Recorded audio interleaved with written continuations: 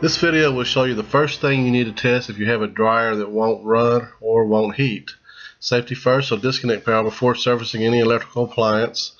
And do remember the internal edges on the machines are sharp, so if you start taking one apart, be very careful not to get cut, especially like on this one where I'm taking the cover plate off of the terminal block area. Okay, I've already removed the terminal block area, and this is what the terminal block looks like on this Maytag dryer. And all the terminal blocks are pretty much the same on dryers. You have three terminals. The one on the left is L1, the one on the far right is L3. They're both hot. Middle one is L2, which is neutral. Okay, so I'm getting ready to start doing the testing here. And this is the only live test that I've ever made a video on. So these wires are live when you're doing this. It's plugged in, so you need to be careful not to touch anything from metal to metal or anything that's going to cause anything to short, including, of course, yourself. Don't want to get hurt. But you need to test for power to make sure you're getting proper power to the terminal block before you start tearing the machine apart looking for other issues. The first test I'm doing here is L1 to L2. And for that hot side, and I'm using a voltage tester here, also called a wiggy. You can see the little white bar in that center jumping all the way up to the very top on the AC on the right hand side, which says, of course, 120.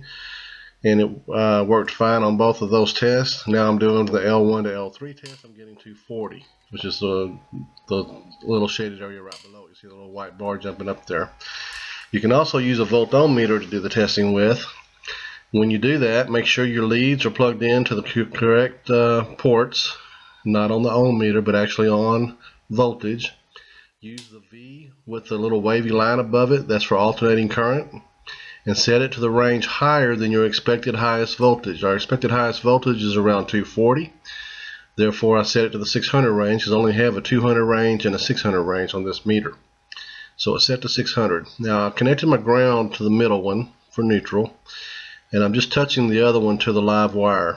And I'm getting 118 on both sides. So I've got 118 hot on one side, 118 hot on the other side.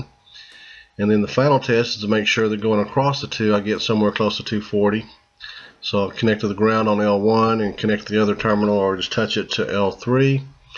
And here in a second, I'll tilt that enough where you can see the reading, 237 volts.